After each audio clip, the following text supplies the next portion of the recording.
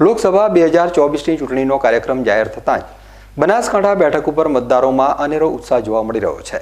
આ ચૂંટણીમાં જિલ્લામાં કુલ 2,55,160 મતદારોમાંથી 80થી વધુ વયના એટલે કે 27 વટાવી ચૂકેલા 40,213 વૃદ્ધ મતદારો મતદાન કરી લોકશાહીના પર્વમાં ભાગીદાર બનશે। 18થી 19 વર્ષની વયના 86,257 યુવા મતદારો પ્રથમવાર મતદાન કરી ભારતીય નાગરિક હોવાની ફરજ બજાવશે। બનાસકાંઠા લોકસભા બેઠકની ચૂંટણીમાં ભાજપ તેમજ કોંગ્રેસ દ્વારા પોતપોતાના ઉમેદવારો જાહેર કરી દેવામાં આવતા આ બંને ઉમેદવારોએ મતદારોના મન કળવા લોકસંપર્ક શરૂ કરી દીધો છે।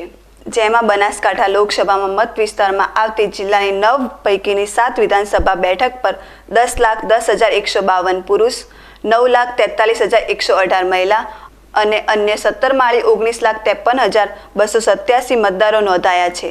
જેમાં જિલ્લામાં 18થી 19 વર્ષના 86,257 યુવાનો મતદારો લોકસભાની ચૂંટણીમાં પ્રથમવાર મતદાન કરશે, જ્યારે 80થી વધુ વયના 40,213 સતાવી વૃદ્ધ મતદારો પણ મતદાન કરી લોકશાહીના પર્વમાં ભાગીદાર બનનાર હોય। હાલ જિલ્લામાં લોકસભા ચૂંટણીને લઈ મતદારોમાં અનેરો ઉત્સાહ જોવા મળી રહ્યો છે।